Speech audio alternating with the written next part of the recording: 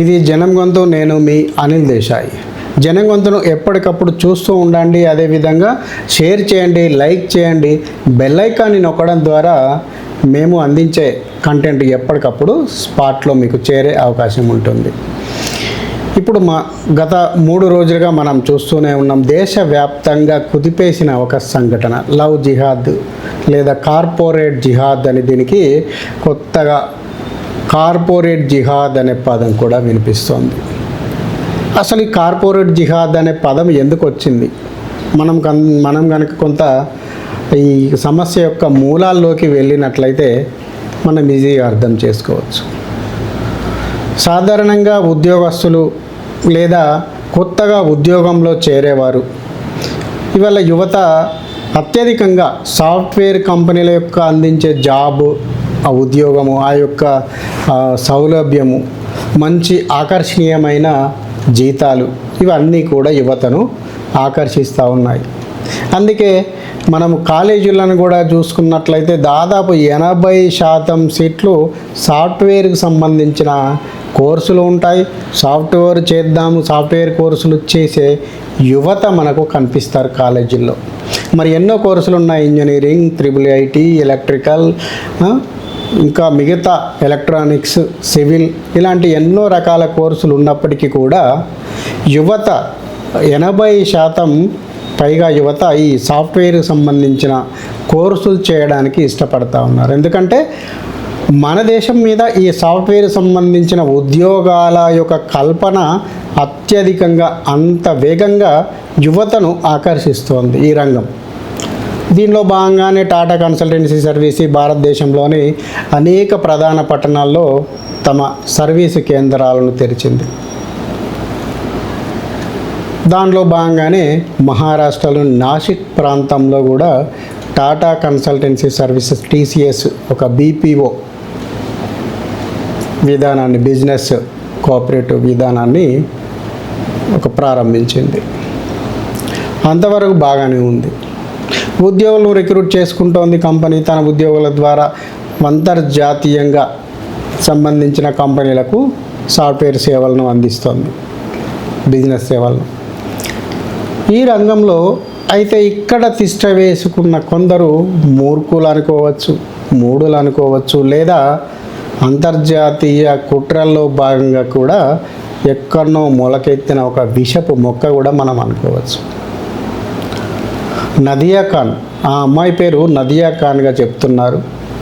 Nadia Khan తన కొత్తగా వచ్చే ఆమె అక్కడ పనిచేసే HR రిక్రూట్మెంట్, హెచ్ఆర్కు సంబంధించిన హెచ్ఆర్కు అసిస్టెంట్గా ఆమె వ్యవహరిస్తోంది. HR కూడా ఇక్కడ ముస్లింగా చెబుతా ఉన్నారు.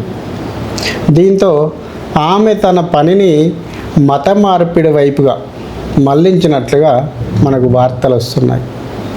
ఆ అమ్మాయి కొత్తగా ఎవరైతే ఆ జాబ్లో, సాఫ్ట్వేర్ జాబ్లో కొత్తగా జాయిన్ అయ్యి కొంత ఆర్థికంగా ఇబ్బందులతోటో లేకపోతే కొంత బెరుకుగానో ఉండే యొక్క యువతులను గుర్తించి ఆ యువతులను ప్రలోభపెట్టో లేకపోతే తొందరగా ఇలా ప్రమోషన్లు తీసుకోవాలనే ఆలోచన కల్పించో వారిని ఈ యొక్క హెచ్ఆర్కు దగ్గర చేస్తూ, పరిచయం చేస్తూ, ఫ్రెండ్షిప్ అంటే తన కొంతమంది ముస్లిం కొలీగ్స్ను, అబ్బాయిలను కూడా ఒక టీం లాగా వీళ్ళకు పరిచయం చేస్తూ వాళ్ళను వారి వెంట, ఆ అబ్బాయిల వెంట వీళ్ళను తిరిగేలా నేను చూసుకుంటాను, నేను ప్రమోషన్ ఏదో రకంగా నేను మీకు హెల్ప్ చేస్తాను అని ప్రలోభ పెడుతూ ఈ నదియా ఖాన్ వస్తోంది.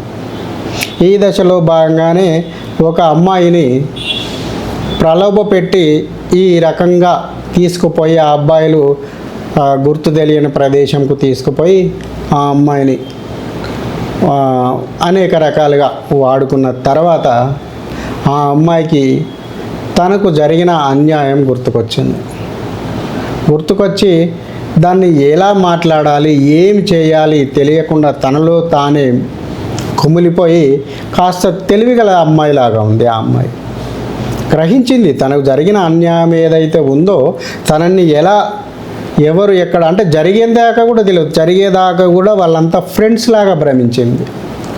అక్కడ చేరిన తర్వాత ఈ నదియా ఖాన్ పరిచయం చేసిన ఆ గ్రూప్ టీం వాళ్ళంతా కూడా ఒక ప్రత్యేక వర్గానికి సంబంధించిన మతస్థుల్లాగా ఆమెకు కనిపించింది. అనుమానం వచ్చి ఆమె కొంత తనలో తానే ఎవరికి చెప్పకుండా కొంత ఎంక్వైరీ చేసుకుంది. కొన్ని రోజుల పాటు మదన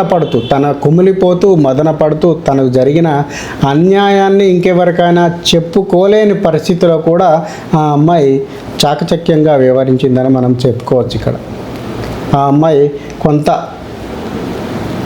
పరిశోధన చేసి తనకు లాగానే కొత్తగా జాయిన్ అయిన ఇంకా అమ్మాయిల్ని ఎవరినైనా ఇలా చేశారా అని ఎంక్వైరీ చేసి ఈ మధ్యనే కొత్తగా జాయిన్ అయిన ఇంకొక అమ్మాయిని కూడా ఇదే ప్రశ్న వేసి ఆమెను అడగడంతో ఆమె బోరన విలిపించడం ఒకటే తక్కువ. దీంతో ఒకరికి ఇద్దరు తోడయ్యారు.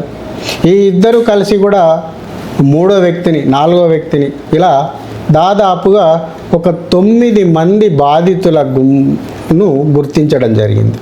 వీళ్ళందరూ కూడా ఈ 9 మంది కూడా ఈ యొక్క నదియా ఖాన్ ప్రేమపూర్వకంగా మాట్లాడుతూ తన తోటి ఉద్యోగులైనటువంటి వారితో అదేవిధంగా ఈ హెచ్ఆర్ వీళ్ళందరూ కలిసి కూడా మూకుమ్మడిగా ఆ అమ్మాయిలను శారీరకంగా మానసికంగా రేప్ చేసి దానికి సంబంధించిన వీడియోలు దగ్గర పెట్టుకొని నువ్వు కనుక మతం పారకపోతే లేదా బీఫ్ తినకపోతే, సాధారణంగా హిందువులు ఎప్పుడు కూడా బీఫ్ అనేది ఇంట్రెస్ట్గా తినరు.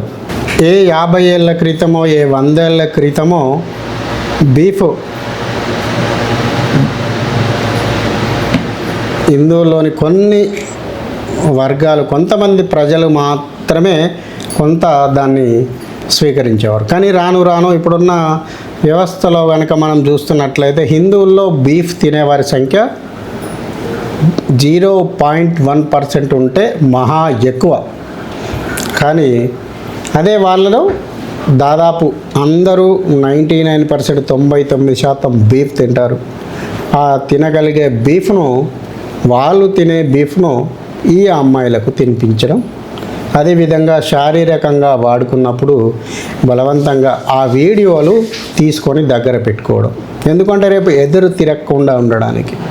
ఎదురు కనుక తిరిగినట్లయితే ఈ వీడియోలను శారీరకంగా మేము ఎలా మీతో వాడుకున్నామో ప్రవర్తించామో ఆ వీడియోలను సోషల్ మీడియాలో పెడతాము. దాంతో మీ పరువు పోతుంది, ఇక్కడ మీరు సమాజంలో బ్రతకలేరు, నీ తోటి ఫ్రెండ్స్ అందరికీ కూడా ఈ యొక్క వీడియోలను పంపిస్తామంటూ బెదిరించి వాళ్ళను కంట్రోల్లోకి తీసుకోవడం జరిగింది. మీరు కంట్రోల్లో ఉంటే దీనితో పాటు మతం కూడా మారినట్లయితే మీకు ఈ యొక్క ఉద్యోగంలో పదోన్నతులు కల్పించడం, ప్రమోషన్లు ఇప్పించడం, జీతాలు హైక్ చేయించడం, మెరిట్గా చూపించడం, కంపెనీకి సిఫార్సు చేయడం లాంటివి చేస్తాము. లేకపోతే మా మాట వినకపోతే మాత్రం మీరు ఈ ఉన్న ఉద్యోగాన్ని కూడా కోల్పోయే పరిస్థితి వస్తుంది అంటూ వారిని